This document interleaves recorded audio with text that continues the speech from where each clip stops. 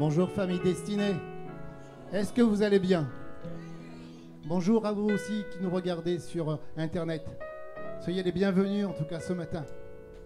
Et j'espère de tout mon cœur que vous allez faire la fête avec nous ce matin parce qu'il est dit dans la parole de Dieu dans le psaume 18, « L'Éternel est ma force, il est le sujet de mes joies ou de ma joie. Il m'a sauvé. » Est-ce que vous croyez qu'il vous a sauvé? Amen. Et il dit que des cris de joie, des cris de délivrance éclatent parce que nous avons déjà eu la victoire. Car l'Éternel agit, mais je crois ce matin qu'il va agir pour de vrai. Avec sa puissance, l'Éternel lève la main pour intervenir pour vous ce matin. Alors donnons un cri de joie à l'Éternel. Venons. Amen, amen. Et venons vers lui avec des cris de joie à travers nos chants. Dans le nom de Jésus-Christ. Amen. Soyez bénis ce matin. Bonjour à tous. J'espère que vous allez bien. Je vous invite à vous lever. On va adorer, on va louer notre roi ce matin.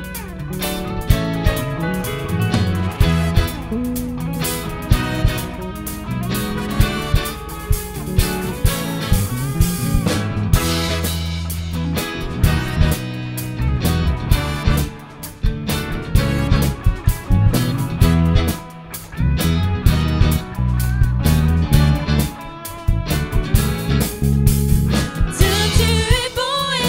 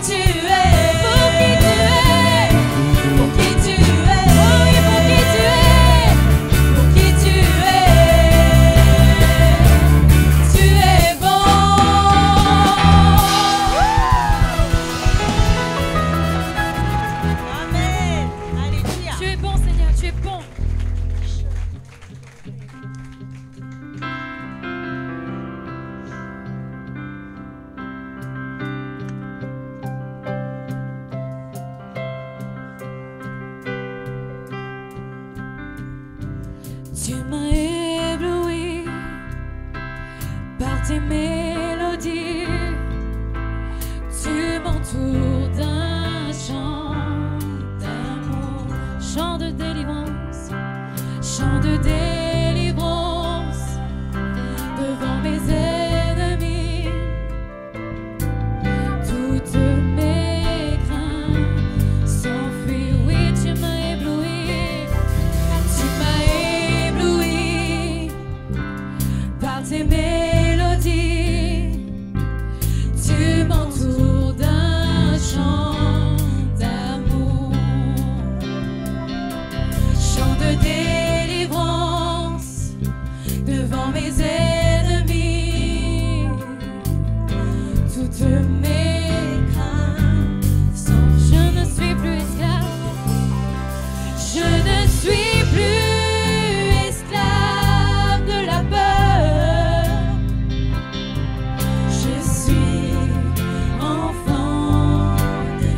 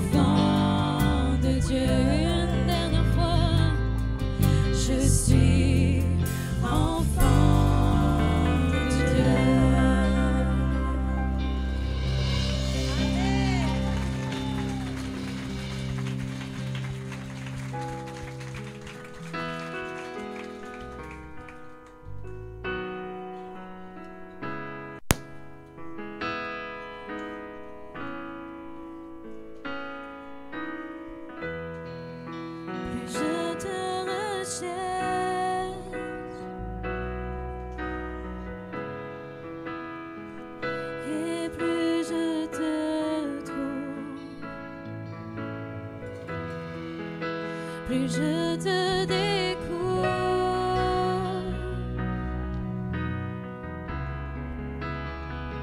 et plus je t'aime.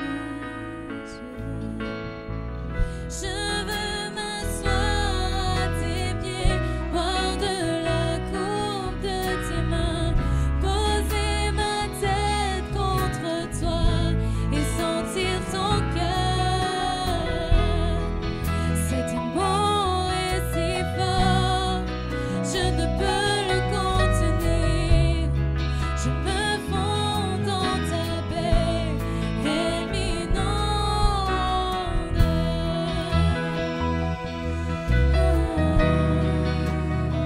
Ta paix nous inonde.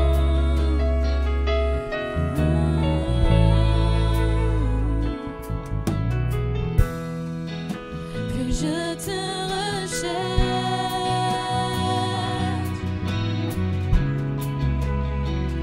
et plus je te trouve, plus je te découvre, et plus je t'aime, et plus je t'aime. Je veux m'asseoir à tes pieds, boire de la coupe de tes mains, poser ma tête contre toi et sentir ton cœur.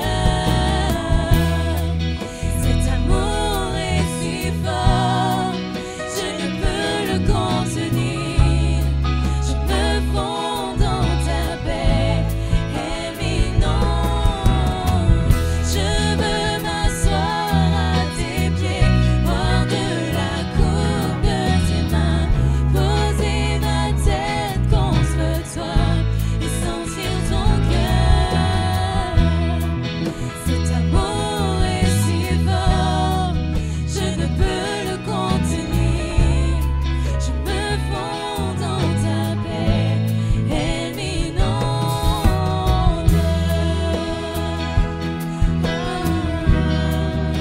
Inonde-nous, Seigneur. Inonde-nous,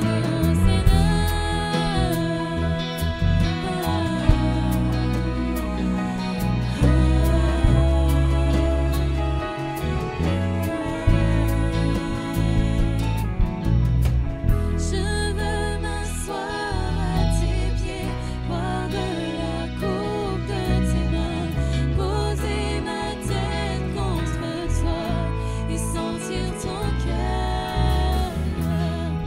Cet amour est si fort, je ne peux le contenir. Je me fonds dans ta paix éminente.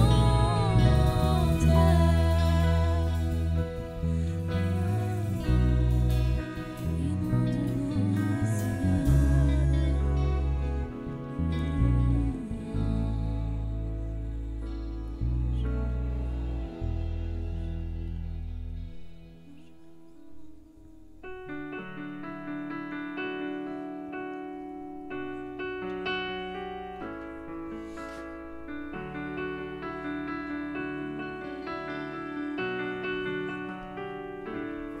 Si la foi soulève les montagnes, que les montagnes se lèvent, le cœur rempli d'espérance, nous t'attendons, Seigneur.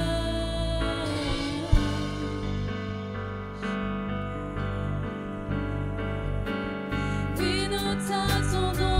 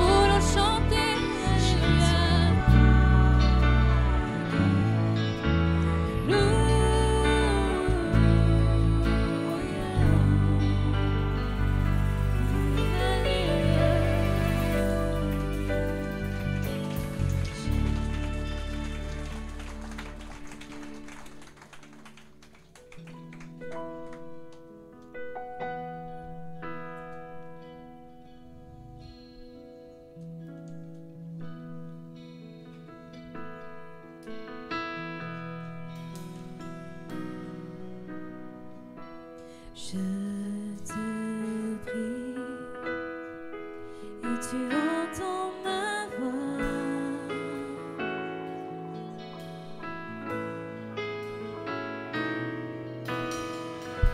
Je fléchis les genoux devant toi.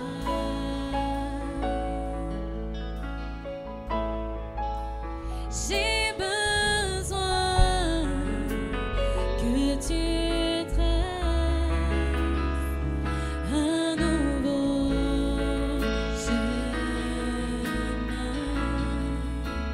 Sans besoin que tu sois mon puissant soutien. Tu es ma source, tu es mon bien.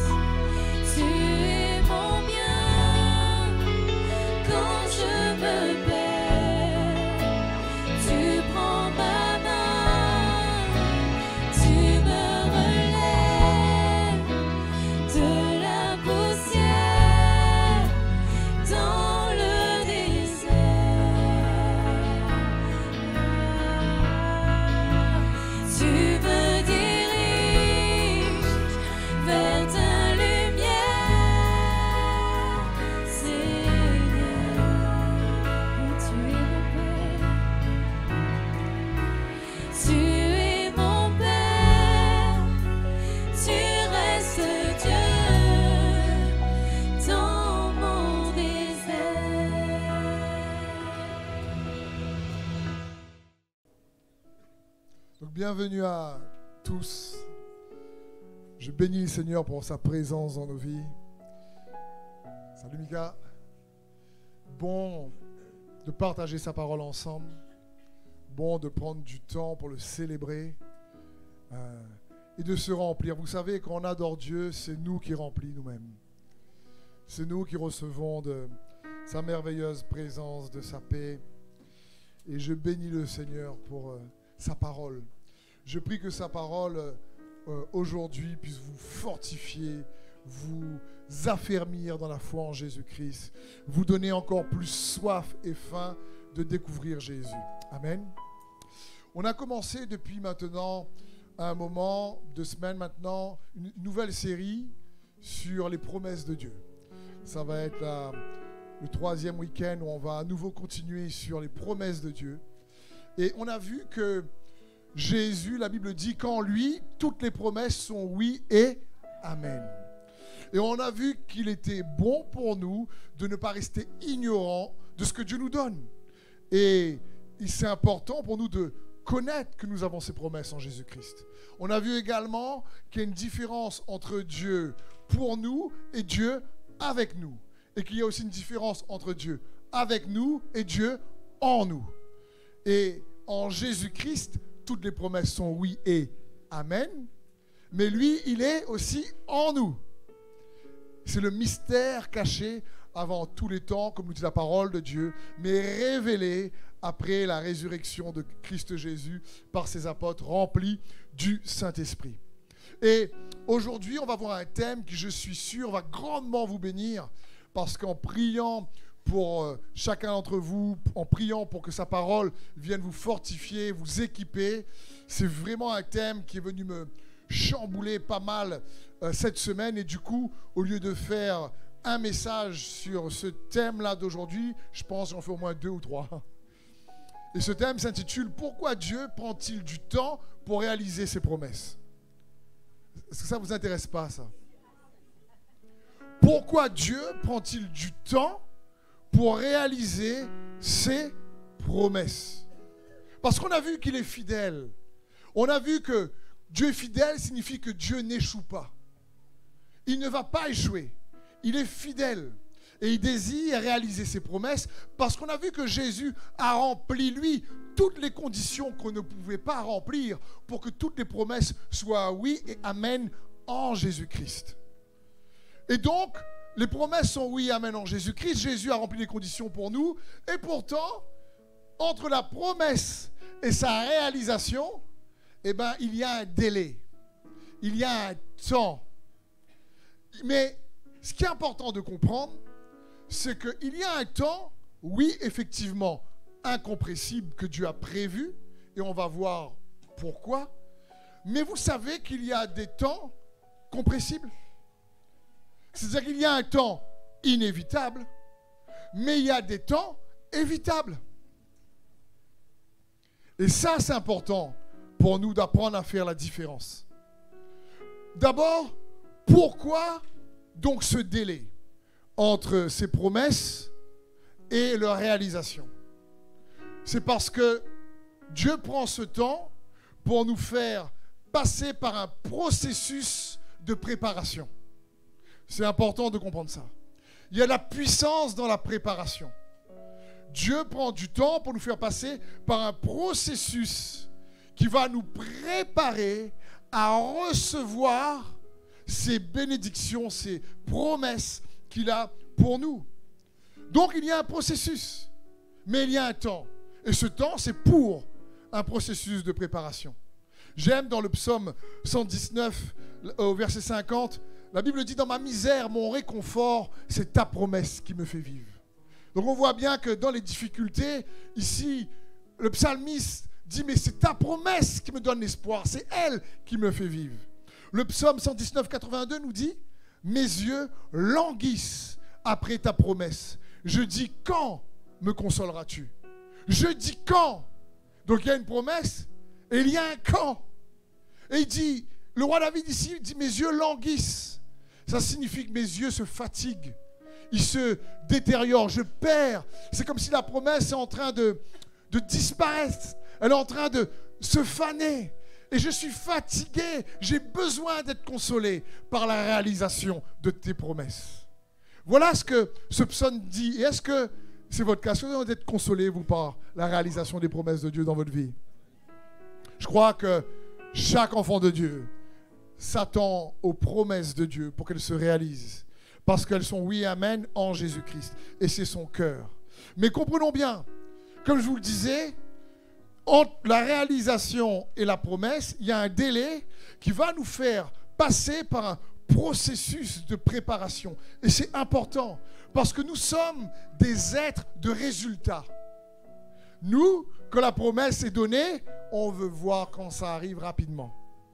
On veut des promesses micro-ondes. Voilà ce qu'on veut, nous. Puis, Seigneur, j'ai prié, tu as dit, donc maintenant, ta parole aussi dit, fais quelque chose, quoi. Mais en fin de compte, frères et sœurs, il n'y a pas vraiment de promesses micro-ondes. Quelqu'un me disait, mais des fois, Dieu, effectivement, il répond quand même rapidement à ses promesses. Je dis, ah oui, des fois, oui, mais après que tu as attendu longtemps. En général, les promesses de Dieu, donc, nous font passer par un processus de préparation. Et pour Dieu, le processus est plus important que le résultat. Ou si tu préfères, aussi important que le résultat. Mais pour nous, c'est le résultat. Ce n'est pas le processus. On n'aime pas le processus. On n'a pas envie de passer par un paquet de saisons inconfortables. Tu es ma source dans le désert. On aurait bien aimé pas chanter ça. Parce qu'on n'aime pas le désert. Si quelqu'un me dit, mais moi le désert, j'aime. Il y aurait un problème. Il y aurait un problème. Si quelqu'un me dit, mais moi avoir la difficulté, l'adversité, qu'est-ce que c'est bien? Je ne comprends pas. Si quelqu'un me dit, qu'est-ce que j'aime souffrir? Je dis, un souci. Je dis, il y a un réel problème. On n'aime pas souffrir, on veut la paix de Dieu. Et on veut obtenir donc un résultat rapidement. Le problème, c'est que Dieu, lui, il veut nous faire passer par un processus qui est important. Et c'est bon pour nous de comprendre ça. Mais comprenons bien, s'il y a un temps inévitable et un temps évitable, il y a donc aussi un processus inévitable et un processus évitable. Ça, c'est important pour nous de comprendre.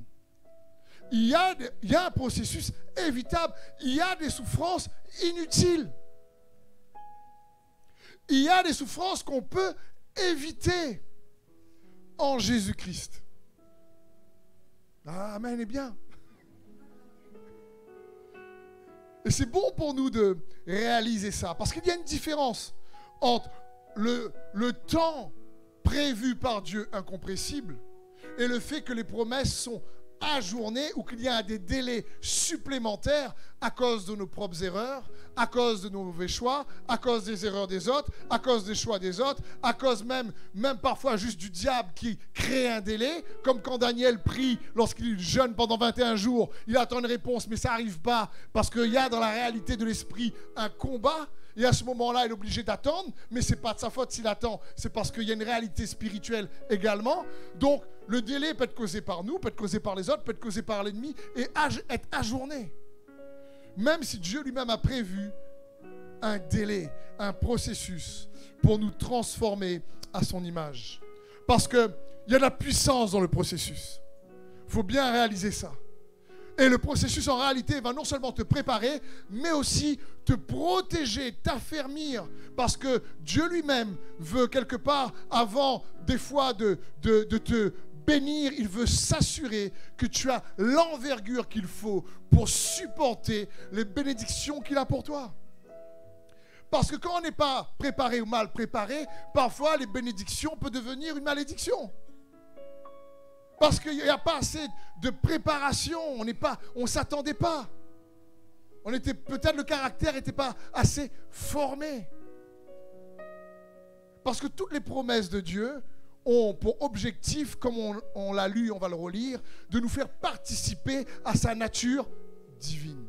La Bible dit dans 2 Pierre 1,4, « Celle-ci nous assure les plus grandes et les plus précieuses promesses. Ainsi, grâce à elle, vous pouvez fuir la corruption qui existe dans le monde par la convoitise et devenir participant de la nature divine. » Ce que Dieu veut, c'est qu'au cours du processus, on découvre le mystère de Christ en nous et nous en lui. il désire qu'on puisse découvrir qu'il nous a donné sa nature, être la nouvelle créature. Comme dit la parole de Dieu, celui qui est en Christ est une nouvelle créature. Les choses anciennes sont passées, ainsi toutes choses sont redevenues nouvelles. C'est que plus tu connais Christ, plus tu te connais toi en lui et tu te découvres à nouveau. Tu découvres que tu es un enfant de Dieu. La Bible dit, bien-aimés, vous êtes enfants de Dieu. Et ce que vous serez n'est pas encore pleinement manifesté. Vous êtes, mais pas encore pleinement. On a vu ça aussi la dernière fois, dans sa parole. Mais vous êtes quand même. Et les promesses sont là lorsqu'on désire les réaliser, les voir se réaliser dans notre vie, pour nous faire participer à sa nature. J'aime dire que le royaume de Dieu est souvent plus une question de devenir que d'accomplir. Parce que c'est ce que Dieu désire. Mais nous, qui regardons comme dans un miroir la gloire du Seigneur, nous sommes transformés en la même image de gloire en gloire, comme par le Seigneur, l'Esprit. C'est ce que Dieu désire, nous sommes transformés. C'est ce qu'il désire, nous transformer. Mais donc, cette transformation va passer par un processus de préparation. D'accord ? Il va nous préparer. La puissance, le résultat n'arrive pas parce qu'il désire débloquer des choses dans notre vie. Les promesses de Dieu se reçoivent pas d'un coup, mais étape par étape, en général. La Bible dit dans Exode 23-29, « Cependant, je ne les chasserai pas en une seule année, pour que les terres ne soient pas abandonnées, que les bêtes sauvages ne s'y multiplient pas à vos dépens. C'est petit à petit que je les déposséderai en votre faveur, et au fur et à mesure que vous deviendrez assez nombreux pour occuper le pays. » Ici, Dieu parle de la terre promise, l'Éternel parle de la terre promise, qui représente la promesse de Dieu, qui est oui, amen en Jésus-Christ, toutes les promesses de Dieu. Et il dit, c'est petit à petit. Pourquoi ? Parce que ça parle en réalité, plus tu participes, plus tu deviens, eh bien, plus tu réalises qui est Christ en toi, qui tu es en lui, et puis tu reçois réellement de l'abondance de sa grâce et le don de sa justice, comme dit la parole de Dieu, à ceux qui reçoivent l'abondance de la grâce dans Romains 5. Et le don de la justice, cela règne. Règne sur les traumatismes passés, règne sur le péché, règne sur, comprenez, la rancœur, règne sur tout ce qui vient t'affecter, tout ce que le diable a utilisé pour que, avant que tu arrives en Christ, puisse comme un boulet être attaché à toi, t'affecter, te détruire. Et ceux-là, plus ils se découvrent, plus en fin de compte, ils arrivent à se défaire de ce que l'ennemi a tissé dans leur vie. Comprenez ? Et ils grandissent dans la paix, ils grandissent dans l'espérance, ils grandissent dans la joie. Amen. Je vais essayer, avec des frères et sœurs, si vous pouvez venir, vous présenter une illustration. Vous allez voir. J'espère qu'elle va vous aider, cette illustration. Et si Jean-Pierre, Carole, si vous pouvez venir, s'il vous plaît. Jean-Pierre, si tu peux te mettre juste devant moi, là, mon frère. Oui, Bernard, se mettre derrière. Carole, si tu veux mettre à côté de moi ici. Merci. Jean-Pierre, bien devant là. Jolinson. OK. Vous pouvez me regarder ? Je vais vous expliquer. Jean-Pierre. Reste là, Jean-Pierre. Regarde pas moi. Jean-Pierre, c'est... Non. Là, il représente le Steve en Christ Jésus. Que, en cherchant, en regardant Jésus, je dois devenir. D'accord ? Bernard, c'est les traumatismes passés. Aïe, aïe, aïe. Désolé. Mais il est derrière moi parce que je ne connais pas, je suis ignorant parfois des traumatismes passés qui me tient captif. Donc Bernard, il me tient mon t-shirt comme ça, Bernard. Tiens par le col bas, il est né avant moi, ce Bernard-là. Tu peux lâcher pour l'instant. Carole aussi, c'est vraiment les difficultés, les problèmes, l'oppression. Et elle, je sais un peu, je suis conscient des blessures que j'ai par le passé. Et elle aussi, elle me tient par le t-shirt comme ça, j'ai du mal à avancer. Vous pouvez me lâcher maintenant ? Et là, c'est les bénédictions sur le chemin de ta destinée, ton appel que Dieu a pour toi. Ça peut être une guérison, ça peut être la provision, ça peut être la restauration, ça peut être des connexions divines que Dieu a pour toi. Le problème, quand tu arrives dans le Seigneur et que tu es une nouvelle créature en Christ, qu'est-ce que tu fais ? En général, tu dis, ah, les promesses, tout ça. On regarde, quelle bénédiction là, regarde ça, c'est une jolie bénédiction là. Et je dis, je vais, au lieu d'aller chercher premièrement le royaume de Dieu et sa justice, de regarder à ses promesses pour participer à sa nature divine et devenir celui que je dois devenir en Christ, eh bien, je vais chercher tes bénédictions-là. Parce que là, tu es béni, mais moi aussi, je vais être béni. Ah, moi aussi. Et on va essayer d'aller obtenir les bénédictions. Ou on arrive en Christ et effectivement, on a plein de bagages et on va essayer de dire, surtout de la bien, arrête de traumatiser moi. Je veux dire, on va prier, c'est bon, on va essayer de faire, il y a des outils, peut-être des fois, des rendez-vous pastoraux, on va prier, on reçoit prière, on veut se défaire d'une maladie, d'une oppression, et on va se battre en essayant de se défaire de ce qui est attaché à nous lorsqu'on arrive à Christ, ou on va se battre dans la foi pour essayer d'obtenir la provision, les bénédictions, la guérison, la connexion divine dont on a besoin. Et on ne comprend pas, quand Dieu dit chercher premièrement le royaume de Dieu et sa justice, et tout le reste vous sera donné par-dessus. Donc, qu'est-ce que cela signifie? Chercher le royaume de Dieu et sa justice, c'est chercher Jésus. C'est lui notre justice. Donc, et c'est lui le roi du royaume.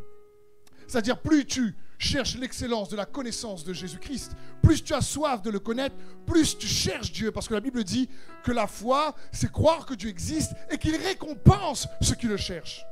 Il récompense, il va te récompenser avec ce qu'il a déjà prévu pour toi. Mais pour ça, il désire que tu le cherches et que tu sois transformé en la même image, de gloire en gloire, comme par le Seigneur l'Esprit.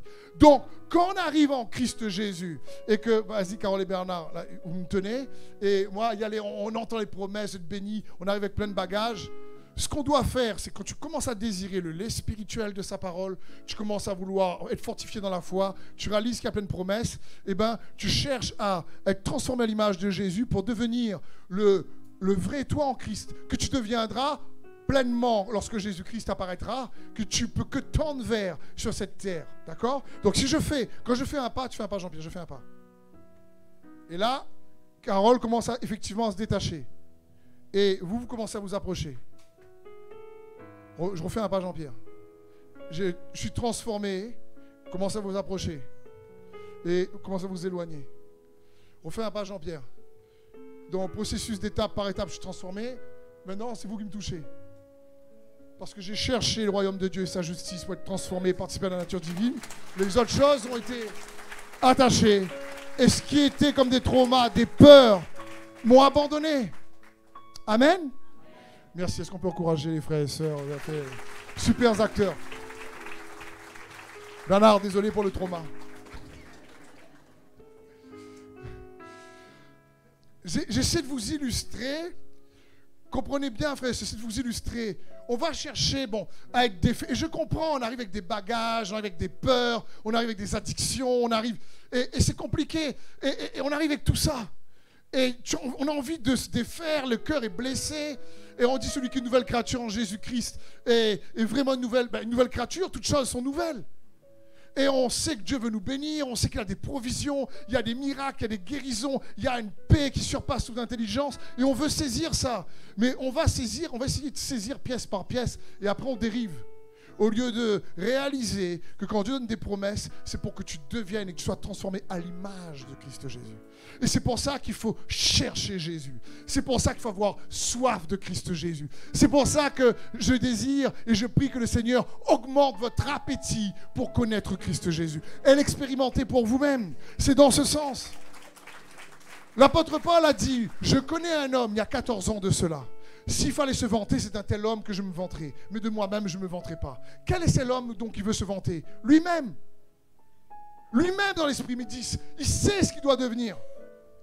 Et c'est ce qu'il a cherché.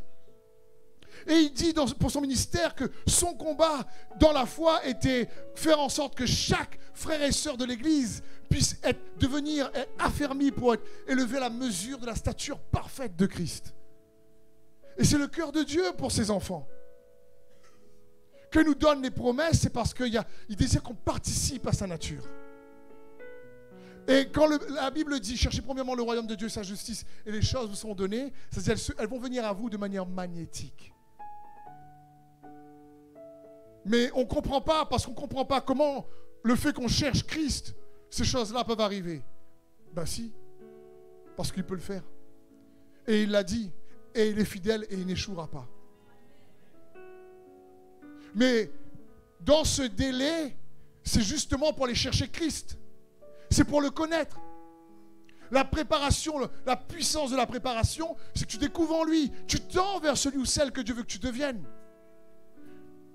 Pour qu'un jour, pleinement, oui, tu le sois pleinement, qu'on sera auprès de lui. Et c'est ce que Dieu désire.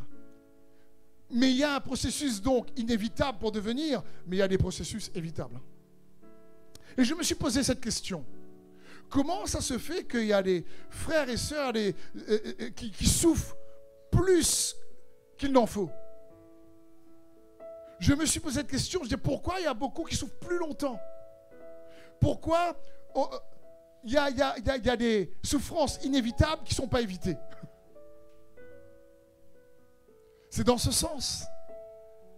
Donc pour essayer de répondre bibliquement à ces questions, on va voir que quand tu cherches à comprendre que le processus dans ce temps entre la promesse et sa réalisation, de préparation pour que tu te découvres toi-même en Jésus-Christ, tu comprends que tu es né de sa parole, qui est la semence incorruptible. Donc si tu es né de la parole, tu as besoin de la nature de la parole pour grandir à partir de la parole. Vous suivez?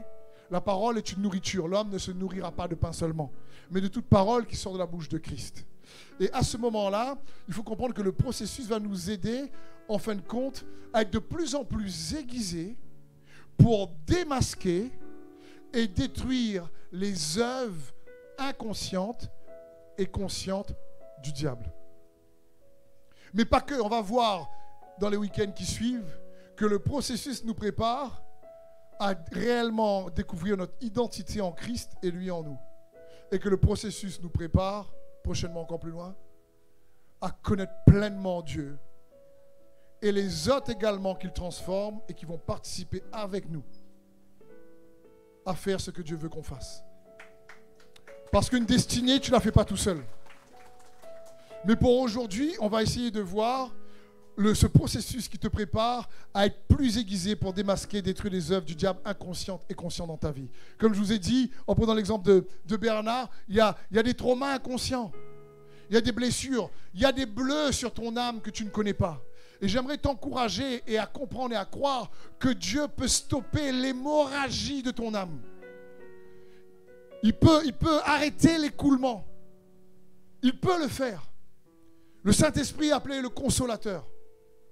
Et donc, on va voir quelques points. Le premier point de ce processus qui te prépare à démasquer, parce qu'il faut les démasquer, des fois on ne les voit pas, et après il faut les détruire une fois que tu as démasqué, pour éviter de souffrir inutilement. Parfois, on est conscient. C'est Carole qui est à côté. Je sais que j'ai quelques gros défauts, quoi. Pas Carole, hein. Mais elle représente les problèmes que je suis conscient. Bernard, à l'arrière, je suis inconscient. Et en cherchant Christ, le Saint-Esprit va amener la lumière pour démasquer et me donner l'autorité dans le nom de Jésus, comme on a vu. Parce que les promesses, on a vu qu'il y a une collaboration de notre part. Pour pouvoir non seulement démasquer, mais aussi détruire en cherchant Christ. Parce que la foi, c'est croire que Dieu existe et qu'il récompense ceux qui le cherchent. Donc le premier point, on va voir que le processus va démasquer et détruire les faux raisonnements qui empêchent la puissance de Dieu d'être active dans nos vies. Comprenez bien ceci. Le processus ici va nous permettre de démasquer, de détruire les faux raisonnements. Dans Matthieu 15, 5, la Bible dit « Mais vous dites, celui qui dira à son père ou à sa mère, ce dont j'aurais pu t'assister est une offrande à Dieu, n'est pas tenu d'honorer son père ou sa mère. Vous annulez ainsi la parole de Dieu au profit de votre tradition. » C'est juste incroyable. C'est incroyable de voir la parole de Dieu tellement puissante, de voir que c'est possible de l'annuler, de la rendre sans effet, de rendre la puissance de la parole de Dieu inefficace en nous par la tradition. C'est quoi la tradition? C'est quoi? La tradition parle en fin de compte, écoutez bien ceci, de façon de penser héritée d'une culture. D'une culture familiale, d'une culture religieuse, d'une culture locale, régionale. Comme on a hérité, on ne sait pas que cette manière de penser peut faire obstacle à la puissance de Dieu qui est dans nos vies. Je prends l'exemple de Thierry, que vous connaissez pour la plupart d'entre vous ici. Ça fait 30 ans, depuis quelques semaines, que Thierry était affecté par la migraine. Quasiment tous les jours, Thierry, c'est ça? Et à un moment donné, je dis, Thierry, mais c'est pas normal d'avoir la migraine tous les jours comme ça. Et il me dit, bah écoute, depuis que je suis petit, j'ai ça. Ça arrive tous les jours. Heureusement que c'est pas fort parfois, mais c'est normal. Et je dis, Thierry, c'est pas normal. Tu ne veux pas juste accepter que c'est normal. Oui, mais papa a eu, dans la famille, il y en a plein qui ont eu, donc... comprenez? Il y a un héritage, je pense. Et je dis, non, on va prier pour ça. Et David aussi a prié pour ça. Et David me dit, Steve, j'ai reçu quelque chose qui, je suis sûr, va amener à la lumière quelque chose dans la vie de Thierry qui va enlever ses migraines. Je dis, bah, David, vas-y, va voir. Et David lui révèle ce que le Saint-Esprit lui a révélé. Et par la grâce de Dieu, il n'y a plus de migraine depuis maintenant 3-4 semaines.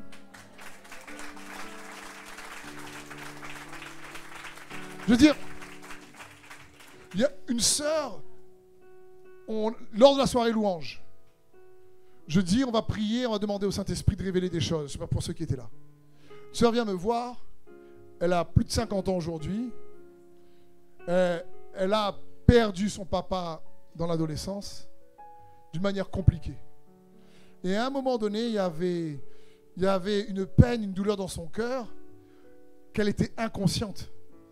Et en priant, le Seigneur lui ramène une puissante vérité. Et elle vient me voir en pleurs à la fin, parce qu'elle sait qu'il y avait une peine qui était cachée, qu'elle ne s'est pas rendue compte, qui a été révélée à ce moment-là. Et elle pleurait de joie parce qu'elle était libérée, elle avait la paix de Dieu par rapport à ce que le Saint-Esprit lui avait montré. Et là, je me suis dit, comment ça se fait qu'on prend autant de temps à se défaire des œuvres du diable dans nos vies? Comprenez? Donc, et la parole de Dieu est claire, mon peuple périt parce qu'il lui manque la connaissance. Donc l'ignorance, c'est les ténèbres. Satan va utiliser l'ignorance. Parce que oui, l'autorité du nom de Jésus, oui, la puissance du sang va défaire. Mais parfois, l'ennemi va tramer des choses dans la réalité de l'esprit et il va se cacher et il faut que le Saint-Esprit les mette en lumière. Pour les démasquer et les briser par l'autorité du nom de Jésus. Mais comment tu fais ça? En cherchant Christ. En étant transformé en la même image de gloire en gloire, tu découvres ton autorité, tu découvres qui il est. Tu as la lumière de la connaissance qui surpasse toute connaissance. Tu expérimentes Christ qui surpasse toute connaissance. Tu découvres son amour et ça te transforme de l'intérieur. Ça te fortifie, ça t'édifie. Toi qui avais peur parce que tu manquais d'assurance, tu as plus d'assurance. Tu as peur de parler en public, tu sais parler en public. Ce genre de choses là. Et tu te transformes. Et toutes les blessures passées, maintenant ne te font plus mal. Il reste des cicatrices, mais plus la douleur. C'est possible. C'est possible, frères et sœurs. Et donc, des fois, la parole de Dieu est sans effet parce qu'on a une façon de penser erronée. Et on bloque. Ce n'est pas parce qu'on est né de nouveau qu'on est renouvelé dans notre pensée. Il faut comprendre, dans la parole de Dieu, l'être est composé de 3 parties. Esprit, âme et corps. Dans l'âme, il y a la partie de l'intelligence, il y a la partie des émotions et de la volonté. L'esprit est renouvelé pleinement en communion avec le Saint-Esprit lorsque tu acceptes Jésus-Christ. Le corps, lui, c'est les sens et les sensations. Et au milieu, il y a l'âme. L'âme est soit dirigée par les sensations, par la vue, les expériences qu'on a expérimentées, soit dirigée par l'esprit. Mais le problème, c'est que l'intelligence au milieu, elle est soit renouvelée par la révélation de l'esprit, soit influencée par la sensation du corps. C'est pour ça que la Bible dit que nous ne marchons pas par la vue, mais par la foi.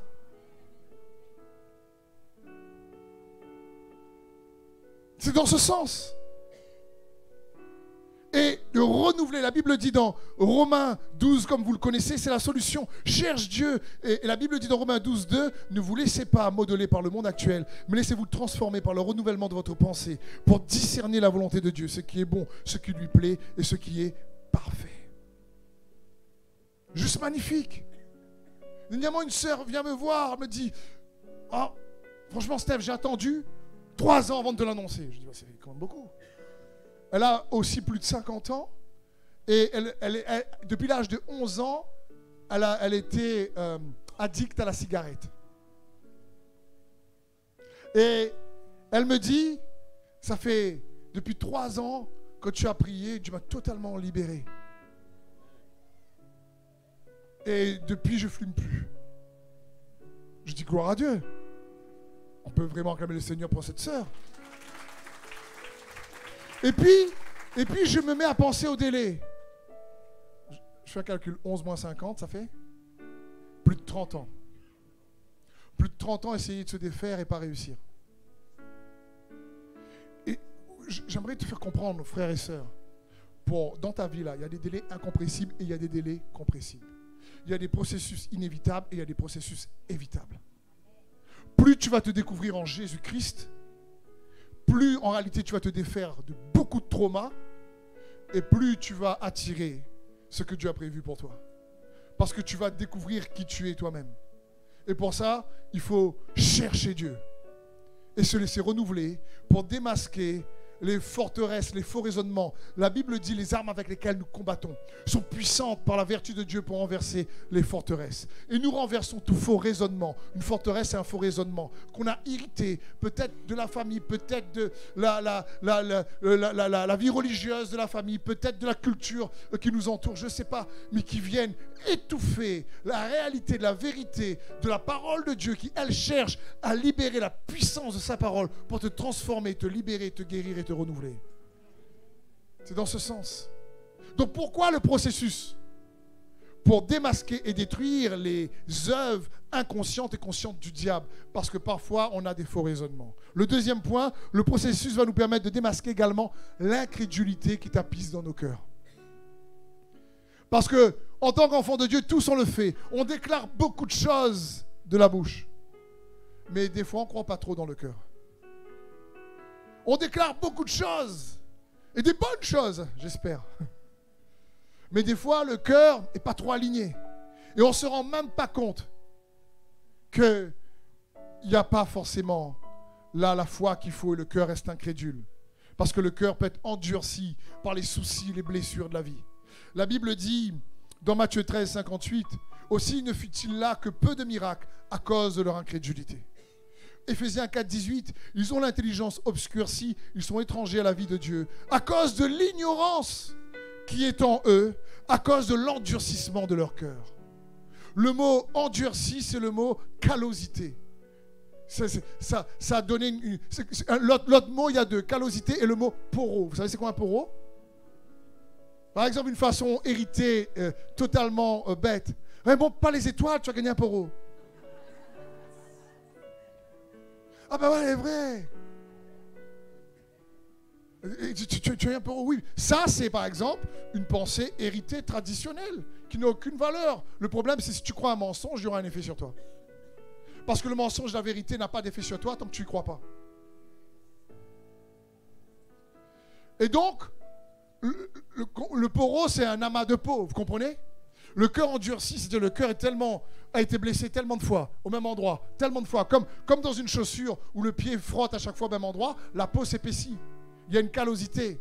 Le cœur est tellement endurci, il n'y a pas pardonné, on n'a pas pardonné, on a été rancunier, on n'a pas pardonné. Après, le cœur endurci, il n'entend plus Dieu.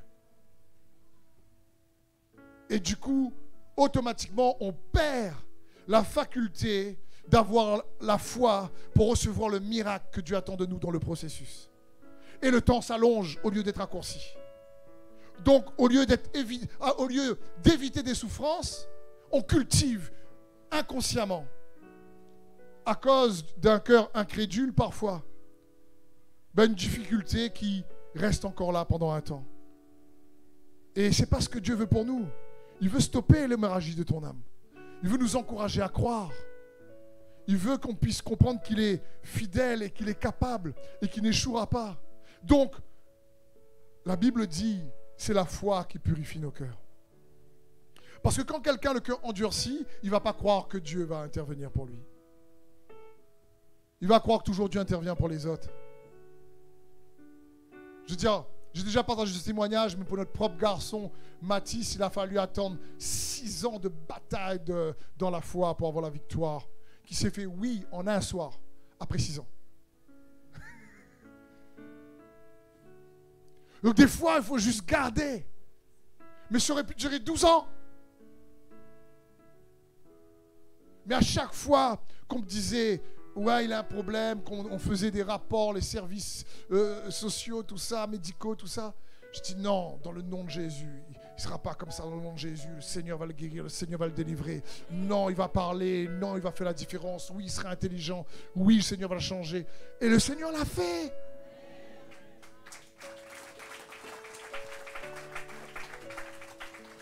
Parce qu'il est fidèle. Mais ton cœur peut s'endurcir dans ce temps-là où tu ne vois pas les percées. Pendant que tu ne vois pas, tu attends, la promesse et le délai est trop long.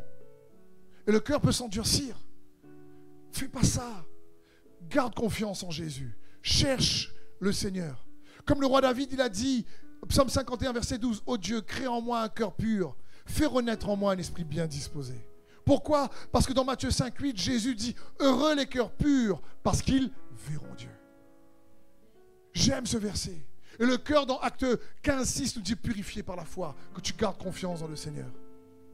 Voir Dieu, c'est pas voir Dieu quand le ciel s'ouvre en disant waouh, tu vois comme tout de suite ça s'ouvre devant toi. C'est pas ça. C'est tu vois Dieu dans tes difficultés.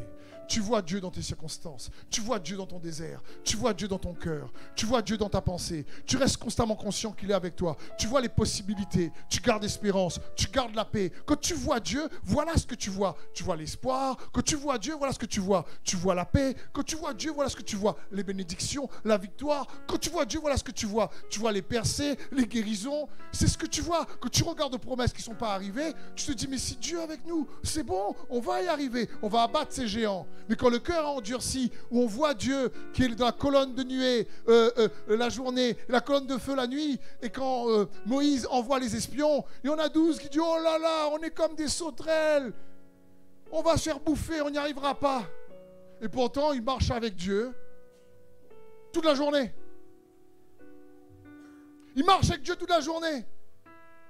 Et quand Dieu veut dire « Allez prendre vos promesses », « Ah, c'est trop dur. Allez, Goliath. C'est compliqué. »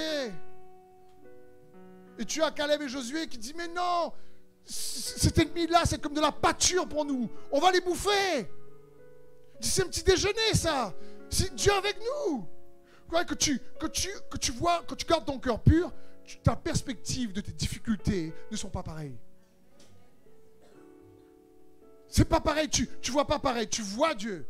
Là, tu as Caleb et Josué qui voient que Dieu est avec eux, même s'il y a des géants, même s'il y a des défis, même s'il y a un désert, même s'il y a un combat à mener. Mais ce n'est pas ni le combat, ni le désert, ni les défis qui va faire en sorte qu'ils ne vont pas voir Dieu.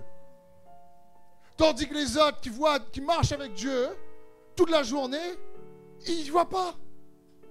Parce que le cœur ne croit pas.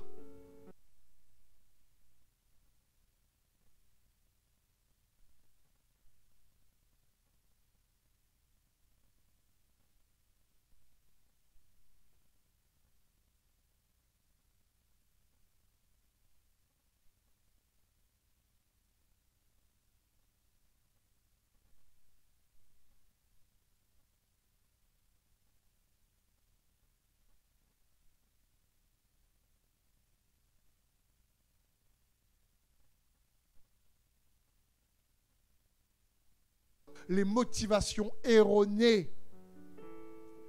que là aussi on a et qu'on parfois ne sait pas. Ça me fait rire quand les gens disent mais tu vois, moi je connais son cœur. Hein. Dieu m'a montré son cœur. Je lui dis tu connais même pas le tien. Gentiment je dis jouez canette donc. Au billes. Je dis je connais ce qu'il y a dans son cœur. Tu sais pas. Tu sais même pas des fois ce qu'il y a dans le tien. Un petit peu d'humilité. Ah bon. Parce que oui, on a tous des motivations des fois erronées, ce qui bloque notre percée. L'apôtre Jacques va dire dans Jacques 4,3, ou bien quand vous demandez, vous ne recevez pas, car quand vous demandez avec des motifs mauvais. Vous voulez que l'objet de vos demandes serve à votre propre plaisir. Et ça, c'est catastrophique. Et on ne se rend même pas compte. Ça me fait penser, vous savez à qui? À la maman du prophète Samuel qui s'appelle Anne dans les Écritures. Anne, elle est stérile, elle ne peut pas avoir d'enfant. Et sa rivale, entre guillemets, Pénina, la deuxième femme de son mari, elle a plein d'enfants. Et Pénina a toujours donné Dieu, tu peux être la préférée, mais toi, tu ne gagnes pas fait de marmaille. Moi, j'ai une ribambelle de marmaille. J'ai plein d'enfants. Et toi, Anne, tu peux faire comme si là, tu es mieux aimée, mais si tu es mieux aimée et que tu es improductive et tu es infructueuse, regarde-moi tous mes enfants. Donc Anne prie, et à chaque fois, elle pleure. Elle est, Seigneur, donne-moi un enfant, enlève ma honte, donne-moi un enfant. Et elle n'a pas. Parce que pourquoi elle voulait un enfant? Pour qu'elle n'ait plus honte et qu'elle dise à Pénina, haha, vous avez gros marmaille. J'ai un joli enfant, un joli enfant. Je veux dire. Et qu'elle voit Pénina, elle dit alors, t'as vu? Toi qui te moques de moi, regarde maintenant l'enfant que j'ai, comment elle est bien. C'est ce qu'elle voulait. Elle n'avait pas. Jusqu'à un moment, elle shift sa motivation. Et elle dit, Seigneur, si tu me donnes un enfant, tu sais quoi? C'est pour toi. Si tu me donnes un enfant, c'est pour ta gloire. Je te le redonne. Je dis, Seigneur, si tu me donnes un enfant, tu sais, je ne vais même pas le garder pour moi, pour me vanter. Parce que je n'ai pas compris. Je te le donne à toi. Et si je te donne à toi, écoute, parce que peut-être que tu as besoin d'un prophète, je ne sais pas, mais je te le donne à toi. Et quand elle a changé ses motivations de cœur, bam, sa prière a été entendue. Et c'est comme ça, frères et sœurs, le processus est souvent là pour démasquer les motivations erronées qu'on a dans nos cœurs, qu'on ne connaît même pas. Je me rappelle ma propre histoire pour servir Dieu à plein temps dans le ministère.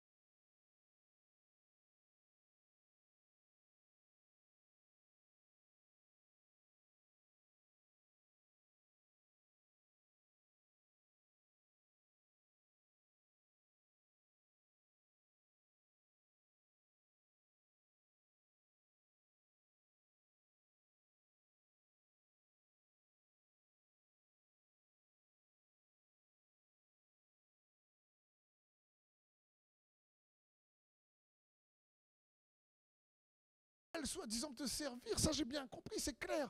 Et là je vais te servir, là contre-conduit, je comprends pas quoi. Je veux dire, franchement, moi je vais être à plein temps, etc. Je veux dire, il faut que je change de travail, je peux être à plein temps avec toi. Et là, dans cette conversation dans la voiture avec le Seigneur, dans mon cœur s'explose comme une révélation incroyable et j'entends la douce voix du Saint-Esprit dans mon cœur. Vous savez, comme une pensée qui arrive douce. Le Saint-Esprit, c'est un gentleman, vous savez. C'est doux, c'est rempli de paix. Et puis il me dit là, avec amour, c'est pas de travail que tu dois changer, c'est de Seigneur.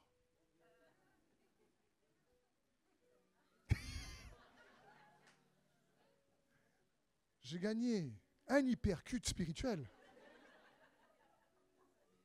Je suis arrivé sur le parking et je me suis mis à pleurer. Parce que le Seigneur est en train de dire, tu es en train de faire, tu es tellement en train de te plaindre de ton travail, le travail devient ton Seigneur et tu crois que c'est ton activité. Tu ne vois pas ton cœur là, tes motivations sont erronées, tu crois que tu me rends service, c'est une grâce que je t'appelle. Et ce sera en montant le processus, c'est moi qui fais. Là, tu essaies de manipuler Dieu. Tu vois, Seigneur, si tu permets, moi j'ai les ascédiques, c'est bon. Je n'ai plus de pression financière.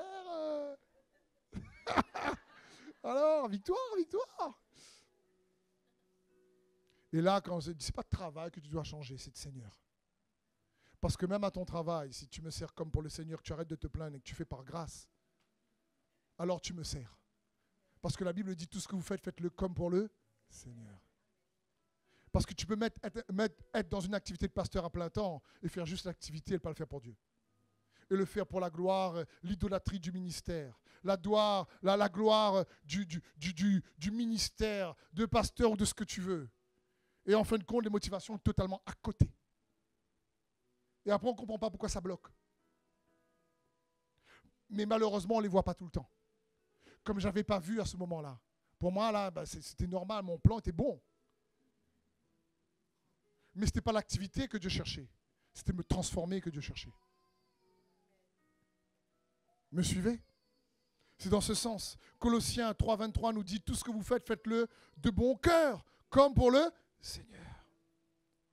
C'est pour ça qu'il y a beaucoup de prières et de promesses qui n'arrivent pas et qui nous conduisent dans des délais qu'on pourrait éviter parce qu'on n'est pas au courant forcément des motivations erronées qui tapissent dans nos cœurs. Et pour les découvrir, il faut sa lumière. Et pour avoir sa lumière, cherche Jésus.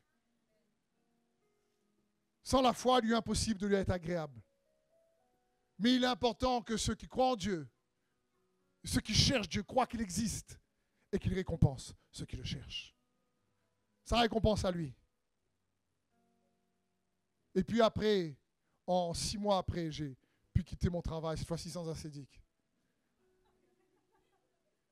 pour le servir pleinement. Mais je ne partais plus au travail avec plainte, avec rancune, avec un tel n'importe quoi, un tel énerve à moi. Je partais avec gratitude. Je dis, Seigneur, peu importe, s'il faut que je reste là maintenant encore des années, c'est pas grave. Je te remercierai, je te loue quand même. Et quand tu dis ça à Dieu, il rachète le temps, 6 mois après, je n'étais plus là-bas. À cause de motivation. Et c'est ça que sert le processus. Également. En le temps de la promesse et sa réalisation. 4e point. Le processus va t'apprendre à suivre Jésus et non le diable. On peut dire, mais ça paraît dur, je ne vais pas être dur, personne ne se sente jugé ou pas. Mais on peut aimer Jésus et faire des choix qui suivent l'ennemi. Malheureusement, Satan peut être le berger de Satan.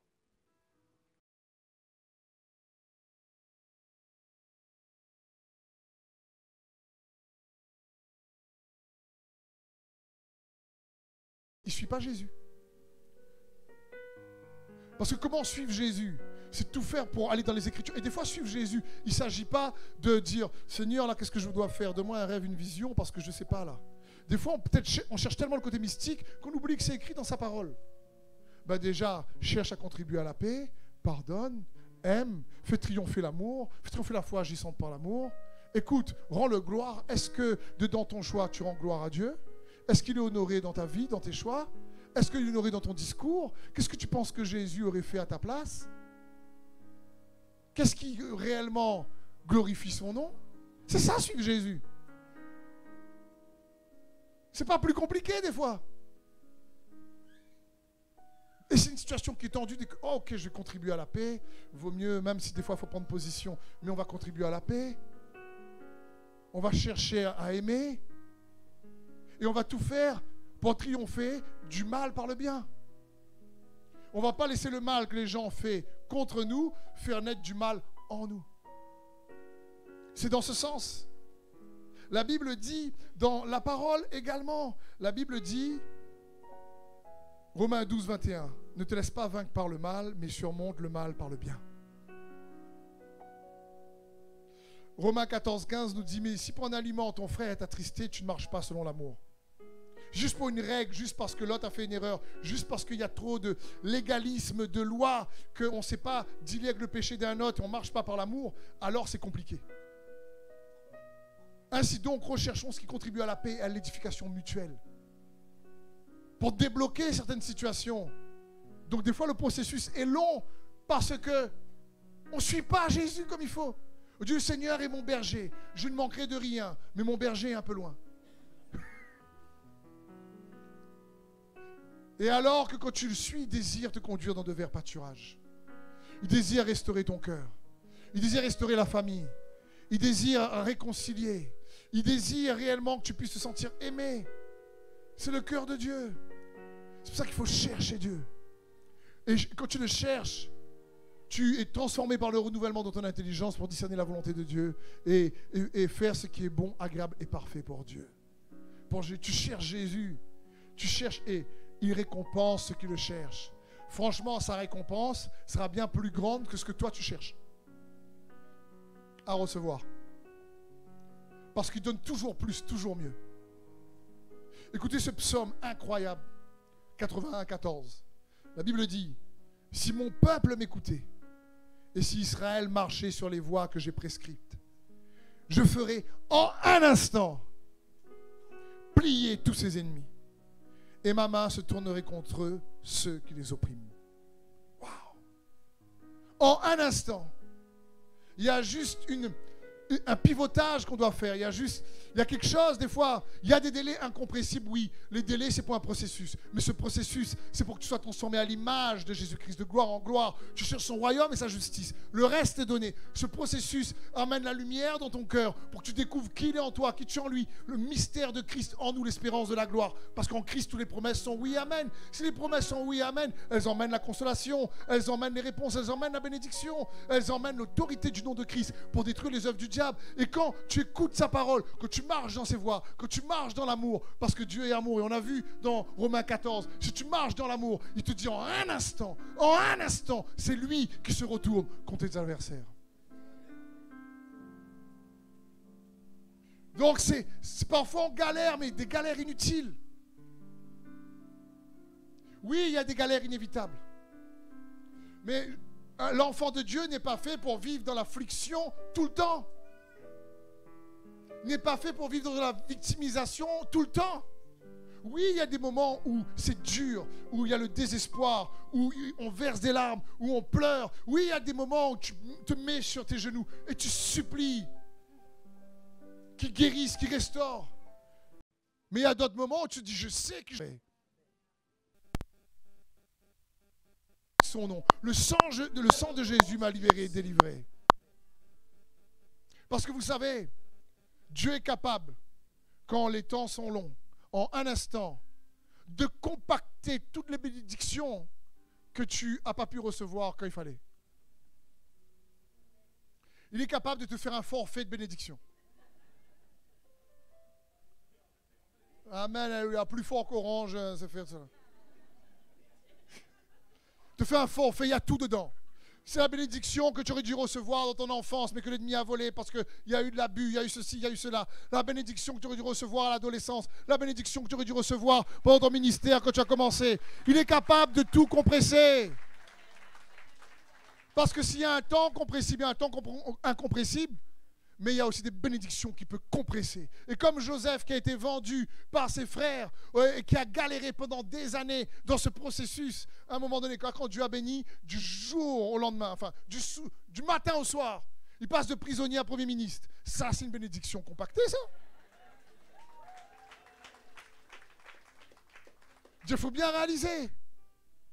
David, qui n'est même pas présenté, appelé par son papa pour pouvoir être présenté roi.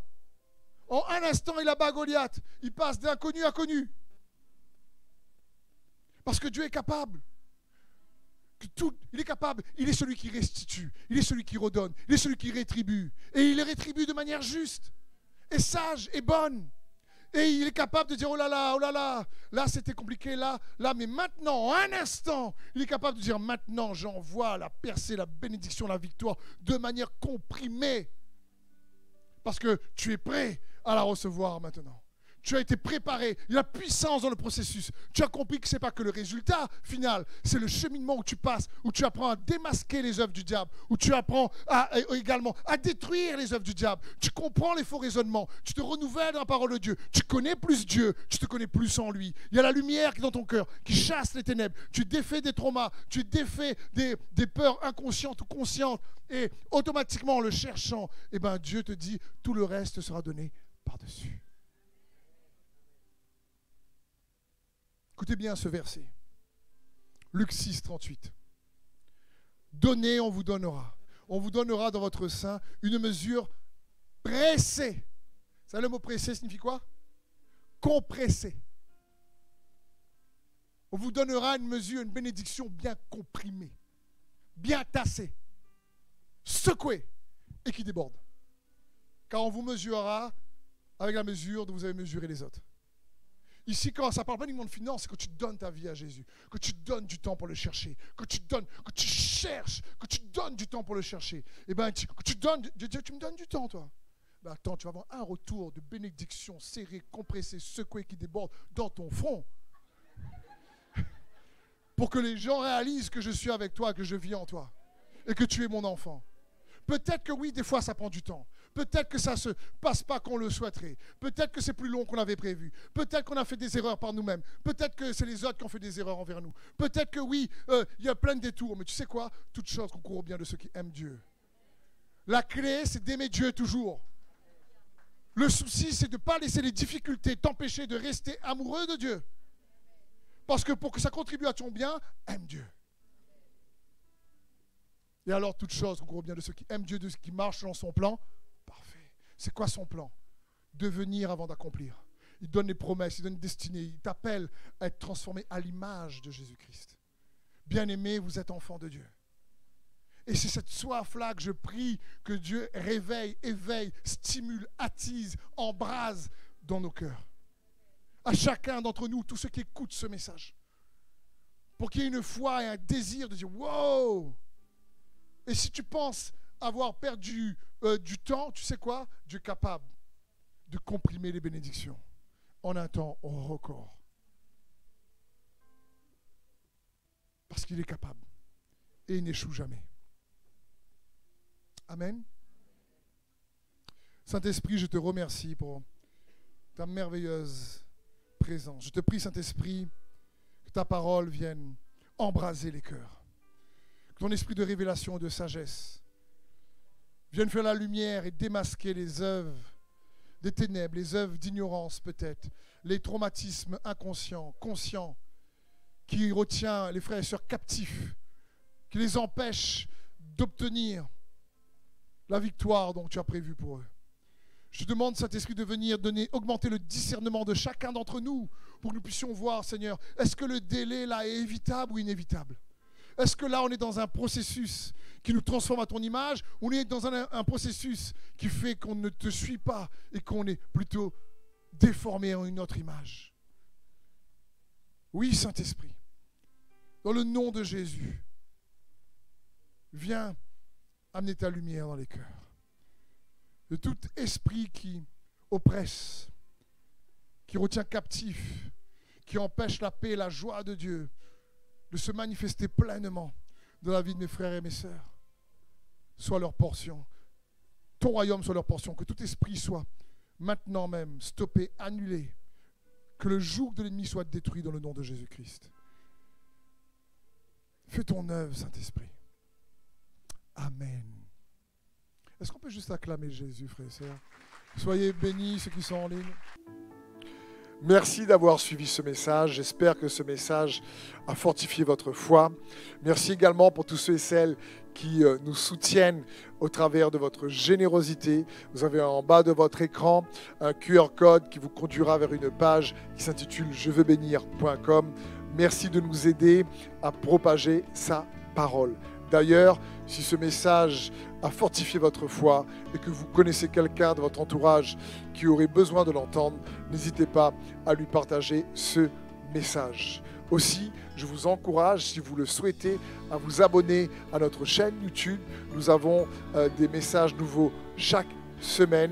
Nous sommes aussi présents sur d'autres médias dont vous aurez donc les liens dans la description ci-dessous. En tout cas, merci de nous avoir suivis. Soyez bénis.